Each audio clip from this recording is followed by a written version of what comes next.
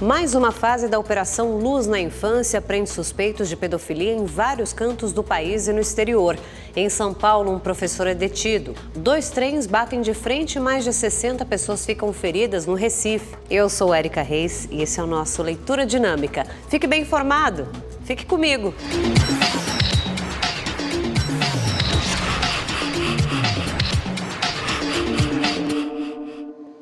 Olá, boa noite. Uma grande operação contra a pedofilia foi realizada em 12 estados brasileiros e em outros 4 países. Cerca de 500 policiais civis participaram dessa força-tarefa aí, coordenada pelo Ministério da Justiça e Segurança Pública. Foi a 6ª etapa da Operação Luz na Infância. 112 mandados de prisão e busca e apreensão foram cumpridos. 94 no Brasil e 18 nos Estados Unidos, Colômbia, Paraguai e Panamá.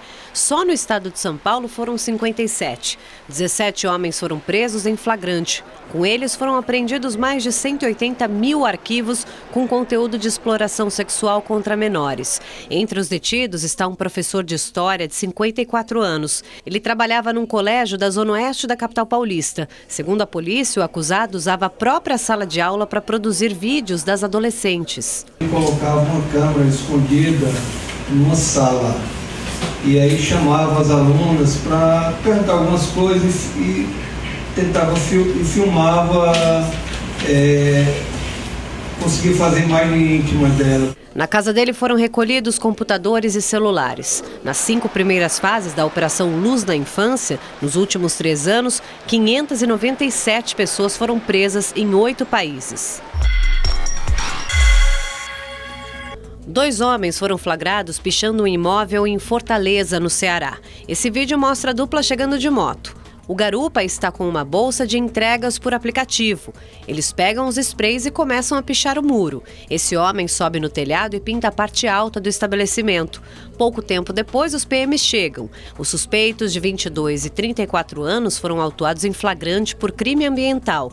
Um deles também foi indiciado por posse de drogas. A polícia foi acionada por operadores que monitoravam a área pelas câmeras de segurança. Quase 800 quilos de maconha foram apreendidos na BR-251 em Montes Claros, no norte de Minas Gerais. Essa droga estava escondida num fundo falso da carroceria de um caminhão. O caminhoneiro estava com um motorista de um carro que atuava como batedor. Ele ia na frente para averiguar se o caminho estava livre. Eles confessaram que receberam R$11 mil para levar a droga até a Bahia. Os 2 foram presos e, como a carga veio do Paraguai, eles vão responder por tráfico internacional de drogas. 60 pessoas ficaram feridas num acidente envolvendo 2 composições do metrô no Recife. Várias estações foram paralisadas e mais de 90 mil pessoas prejudicadas. Um trem lotado de passageiros estava parado na estação Ipiranga, da linha Centro, quando a outra composição surgiu no mesmo trilho. O acidente aconteceu por volta das 5h30 da manhã. São várias hipóteses: falha humana, falha de equipamento, vandalismo, ação externa, ação interna. Então, na verdade, a gente vai ter que... Tem muita coisa para a gente avaliar. Nós temos, na verdade, um evento diferente, um evento que nunca aconteceu no nosso sistema. 19 estações foram fechadas. Para atender a demanda de passageiros, houve reforço na quantidade de ônibus. A Polícia Civil e a Companhia Brasileira de Trens Urbanos de Recife vão investigar a causa do acidente. E o presidente Jair Bolsonaro vai pedir uma perícia independente sobre a morte do ex-policial do BOPE do Rio de Janeiro e acusado de envolvimento com milícia, Adriano da Nóbrega. O mesmo deve ser feito pelo advogado da família de Adriano. O advogado da família do ex-capitão do BOPE convocou jornalistas em Brasília para falar sobre o caso. Paulo Catapreta disse que entrou com pedido na Justiça para que o corpo de Adriano da Nóbrega seja mantido em câmara fria para ser preservado e pediu uma perícia independente para esclarecer uma série de dúvidas sobre a morte do ex-policial.